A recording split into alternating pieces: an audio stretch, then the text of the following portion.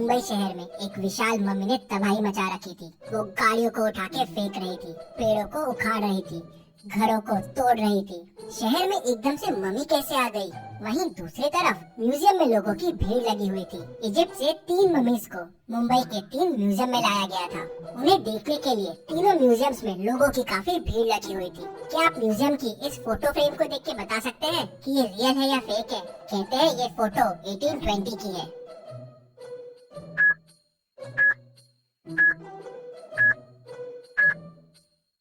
ये fake photo है। 1820 की फोटो में प्लेन कहाँ से आएगा? उस वक्त प्लेन का इन्वेंशन ही नहीं हुआ था। तभी अचानक म्यूजियम में मम्मी घुस आती है। वो पूरे म्यूजियम में गैस छोड़ती है। गैस की वजह से सारे लोगों का दम घुटने लगता है और सारे बेहोश हो जाते हैं। मम्मी वहाँ अंदर आती है और ताबूत लेके चले जाती है। ऐसे ही दूसरे म्यूजियम में भी होता है। पहले गैस से लोगों को बेहोश और फिर मम्मी दूसरा ताबूत लेके भी चले जाती है। और फिर तीसरे म्यूजियम में भी यही होता है। तीनों ताबूत और मम्मी लेके चले जाती है। पूरे न्यूज चैनल के जरिए ये खबर पूरे शहर में फैल जाती है कि मुंबई में मम्मी घुस आई है और म्यूजियम से बाकी 3 मम्मियों को भी चुरा लिया है। लोगों में डर आ जाता है कि शायद बाकी 3 मम्मी भी जिंदा ना हो जाए। इस केस को सॉल्व करने के लिए डिटेक्टिव मेहुल आ जाता है।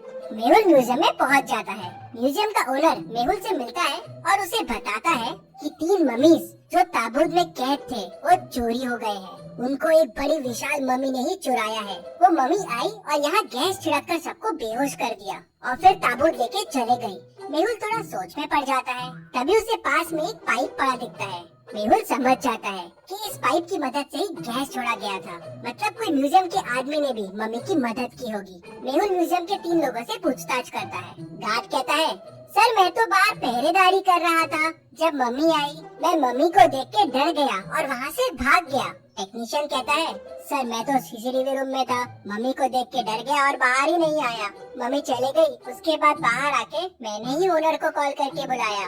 फिर ओनर कहता है, हाँ सर इसी ने मुझे फोन करके बुलाया और मैं तुरंत यहाँ आ गया। मेहुल समझ जाता है कि तीनों में कौन मम्मी से मिला हुआ है। क्या आप सोच के बता सकते हैं कौन मिला हुआ है?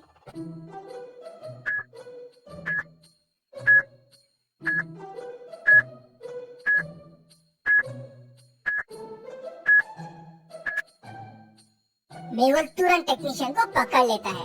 जब सारे लोग बेहोश हो गए थे तो ये कैसे बच गया? और इसके चेहरे पे देखिए मास्क के निशान भी है और जेब में मास्क भी रखा हुआ है। टेक्नीशियन कहता है कि सर मुझे कुछ नहीं पता है। मुझे बोला गया था कि पूरे म्यूजियम में गैस फैला देना, फिर मम्मी आके ताबूत लेके चले जाएगी। मेहुल ओनर से पूछता है, क्या कुछ कीमती था उस ताबूत में? नहीं सर, बस वो एक मम्मी का ताबूत था। सालों पुराना है, इजिप्ट से लाया गया था। मेहुल को ये बात कुछ हजम नहीं होती। कोई ताबूत के लिए शहर में और म्यूजियम में इतना हल्ला नहीं मचाएगा। मेहुल तीनों ताबूत के फोटोज मंगवाता है और उन्हें ध्यान से देखता है। तीनों ताबूत को देख मेहुल तुरंत समझ जाता है कि ताबूत की चोरी क्यों हुई है। क्या आप तीनों ताबूत को देख के बता सकते हैं? सोचिए और जल्दी से आपका आंसर मुझे कमेंट करके बताइए।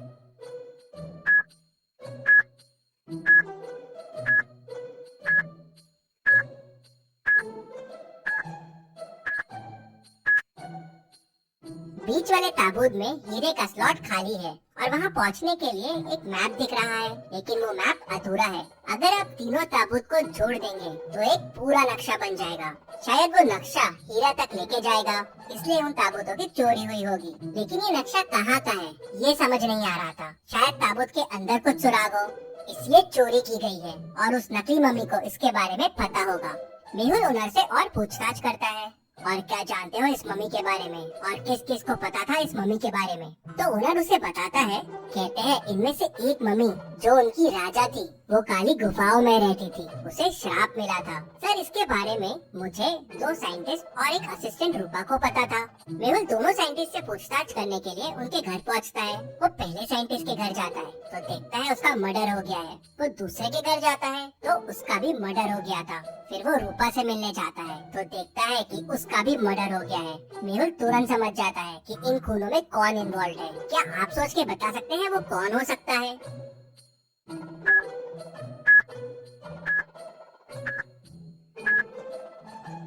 सोचिए और मुझे आपका आंसर कमेंट करके बताइए।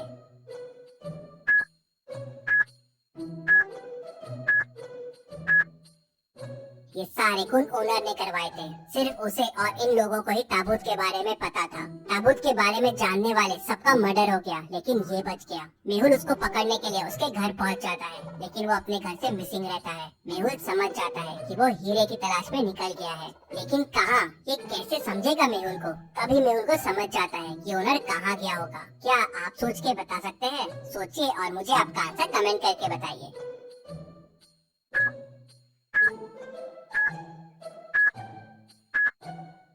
ओनर ने मेहुल को काली गुफाओं के बारे में बताया था। राजा वहीं कैद था, तो शायद हीरा भी वहीं होगा और नक्शा इन गुफाओं का होगा। मेहुल तुरंत अपनी कार के पास भागता है, लेकिन मेहुल की कार लॉक्ड रहती है। क्या आप बता सकते हैं लॉक कैसे खुलेगा?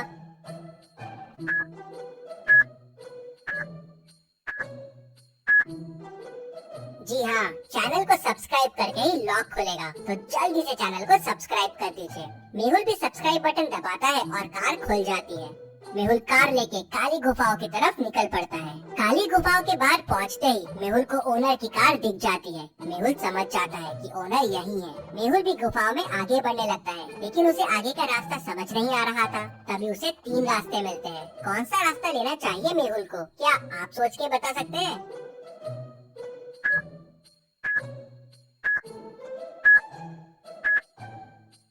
मेहुल को तीसरा रास्ता लेना चाहिए। तीसरे रास्ते में पैरों के निशान दिख रहे हैं, मतलब ओनर यहीं से गया होगा। मेहुल पैरों के निशान को फॉलो करता हुआ तीसरे रास्ते में चला जाता है। वहाँ उसे एक बड़ा सा दरवाजा मिलता है जो बंद है। क्या आप इस लॉक को ध्यान से देख के बता सकते हैं दरवाजे को खोलने का कोड क्या होगा? सोचिए और मुझे आपका आंसर कमेंट करके बताइए।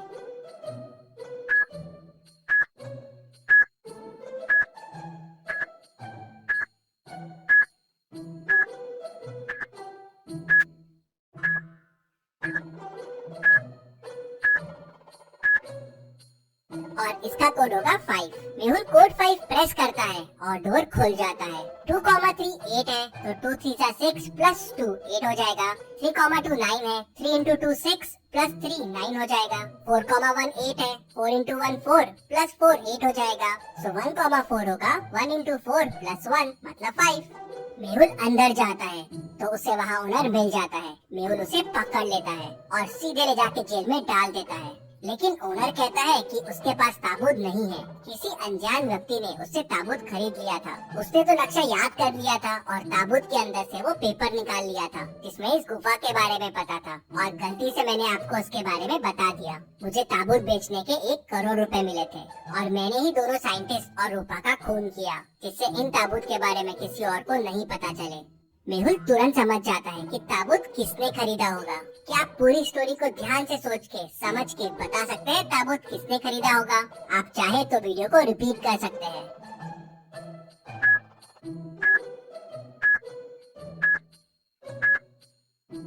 ताबूत पहले वाले साइंटिस्ट ने खरीदा था। जब मेहुल उसके घर गया था तो साइंटिस्ट के हाथ में मम्मी के कपड़े थे और उसके वॉल पे मम्मी और ताबूत के साथ एक सेल्फी भी थी, और वो सेल्फी उसके घर की लग रही थी। मेहुल उसके घर जाता है तो उसे ताबूत मिल जाता है। रिसर्च के लिए साइंटिस्ट ने ताबूत खरीद लिए थे। मेहुल उन्हें वापस म्यूजियम में लगा देता है। ये सॉल्व डिटेक्टिव मेहुल रॉक्स। इसी बात पे जल्दी से वीडियो को लाइक कर दीजिए। चलिए अगली पहेली देखते हैं। रामपुर गाँव में एक मेला लगा था जहाँ आए दिन लोगों के जेब से चीजें गायब हो रही थी। लगता है मेले में बहुत सारे जेब कतरे घूम रहे हैं। वो इतनी परफेक्शन से जेब काट रहे थे कि किसी को पता ही नहीं चलता था। एक दिन इंस्पेक्टर गणपत मेले में जाता है जेब कतरों को पकड़ने के लिए, लेकिन कोई उसकी जेब काट लेता है और उसे पता ही नहीं चलता। ये बात डिटेक्टिव मेहुल तक पहुंच जाती है। तो अगले दिन मेहुल जाता है मेले में जेब कतरों को पकड़ने के लिए। लॉजिकल आर्मी पॉज कीजिए और सोचिए क्या तरीका अपना सकता है मेहुल जेब कतरों को पकड़ने के लिए। सोचिए और मुझे आपका आंसर कमेंट करके बताइए।